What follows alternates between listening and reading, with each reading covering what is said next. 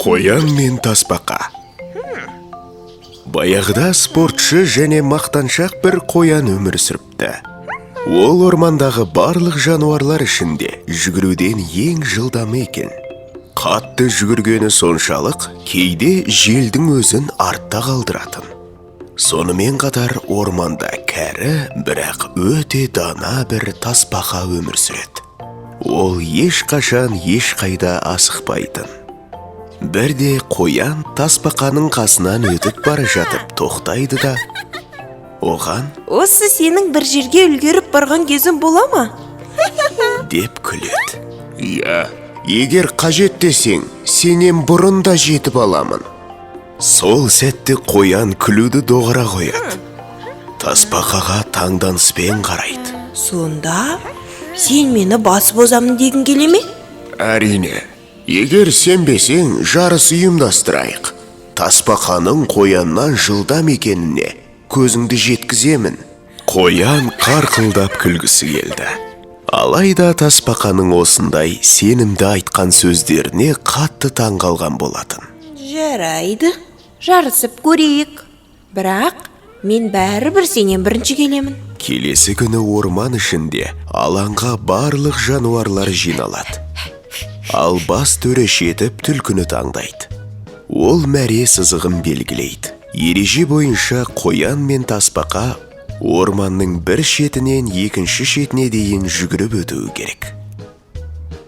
Қоян мен тасбақа мәре сызығында тұр. Белгі берілген кезде қоян орнынан тез қозғалғаны соншалық, артында тек шаңның тозаңын қалдырады. Тасбақа бір жөтеліп алды да айналасына қарады. Содан кейін асықпай жүре бастады. Қоян жүгіріп жарыс жолының ортасына дейін келді де тоқтап артына қарады. Бірақ тасбақаны көре алмады. Өзіне өте сенімді болған ол, үлкен бір ағаштың көлеңкесінде отыра тұрамын деп байқамай ұйықтап кетеді. Дәл осы сәтте тасбақа жүрісін тоқтатпай, қоянның қасынан өтіп те кетті. Бірақ жарысқа қатты мән бергені соншалық, айналасына бұрылып та қарамады. Бір уақытта қоян ұйқысынан оянады. Жарыс есіне түседі де дереу айналасына көз тастайды. Сонда тасбақаның мәре сызығына жетейін деп қалғанын байқайды да тез орнынан қозғалады. Қоян бар күшін салса да өте кеш болған еді. Ол мәреге жетемін дегенше тасбақа бірінші болып аяқтайды. Ормандағы барлық аңдар жаңа жеңімпаз тасбақаны құттықтайды. Ал мақтаншақ қоян сол күйі демін баса алмай тұрып қалады. Достар, бұл оқиғаның даналығы мынада.